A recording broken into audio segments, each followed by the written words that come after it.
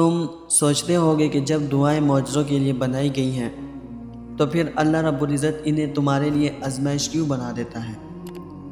تمہارے ذہن میں بار بار یہ بات آتی ہوگی کہ جب اللہ رب العزت تم سے 70 ماہ سے زیادہ محبت کرتا ہے تو پھر وہ تمہیں بے بسی کے مقام تک لاتا ہی کیوں ہے؟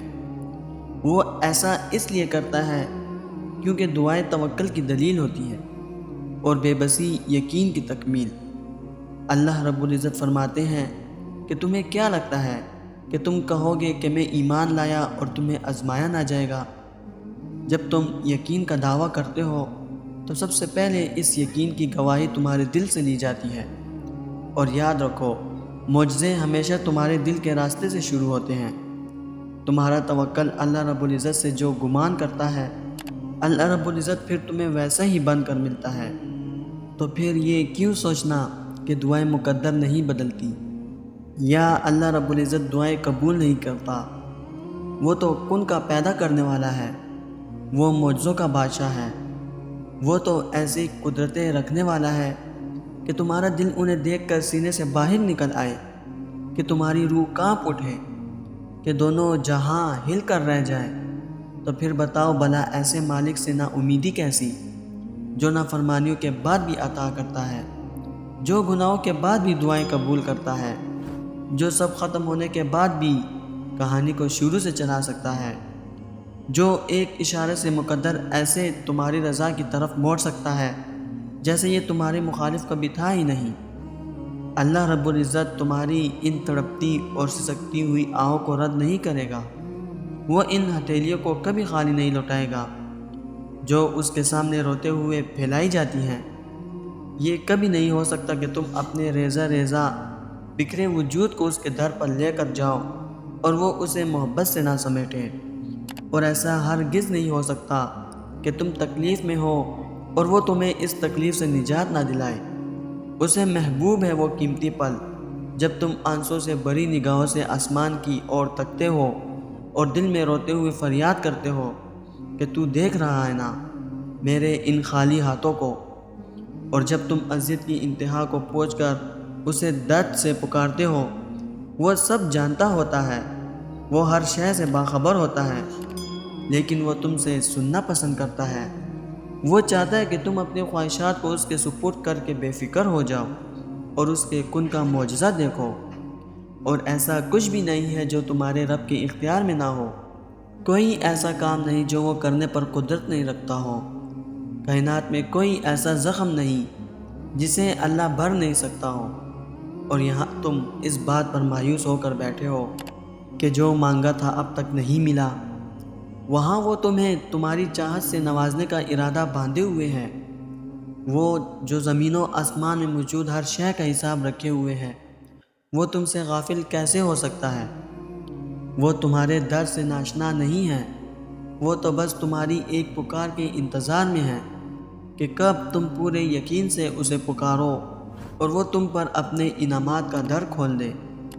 اس کی رحمت تو ہر لمحہ تمہیں اپنے گھیرے میں لینے کے لیے بےتاب رہتی ہے۔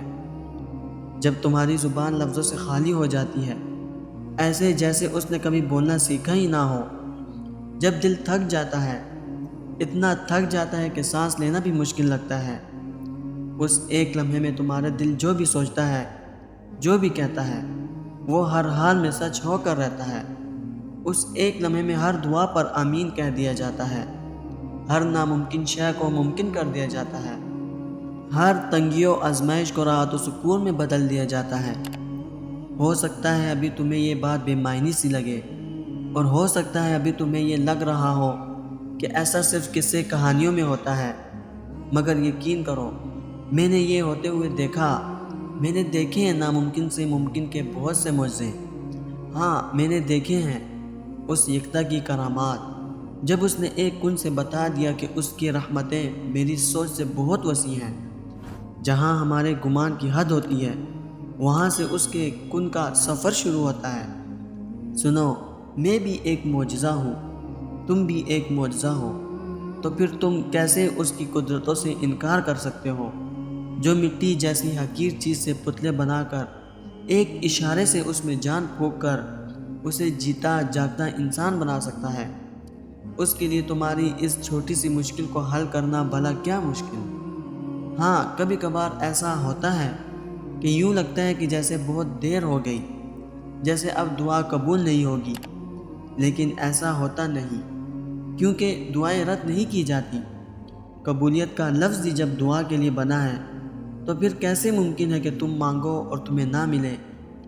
دیر سے صحیح، لیکن یقین رکھنے والوں کو ملتا ضرور ہے۔ تکلیفوں سے گزرے بغیر کیسے پتہ چلے گا کہ تمہارا رب مشکل کشا ہے؟ بن مانگے ہی مل جائے تو کیسے یقین ہوگا کہ ہمارا رب دعاؤں کا بہت سننے والا ہے؟ اگر سب ہمارے ساتھ رہیں تو کیسے پتہ چلے گا کہ اللہ کے سوا کوئی اپنا نہیں ہوتا؟ ناممکن کی طلب اگر ہمیں نہیں دی جائے گی اور ہم ناممکن سمجھ کر مانگنا چھوڑ دیں گے تو کیسے پتہ چلے گا کہ اللہ معجزے کرنے پر قادر ہے؟ ہم انسان ہیں، اس قابل نہیں ہے کہ اس کی مصلحتوں کو سمجھ سکیں۔ ہم ہر حال میں اس پر یقین رکھیں کہ ہمارا رب وہی ہے جس نے سمندر کے بیچ سے موسیٰ علیہ السلام کے لیے راستہ نکالا تھا، ابراہیم علیہ السلام کو آگ اور یونس علیہ السلام کو مچھلی کے پیٹ میں محفوظ رکھا۔ ہاں ہم ابراہیم علیہ السلام، موسیٰ علیہ السلام اور یونس علیہ السلام نہیں ہیں، مگر ہمارا رب تو وہی ہے جو ان کا تھا۔ سبحان اللہ۔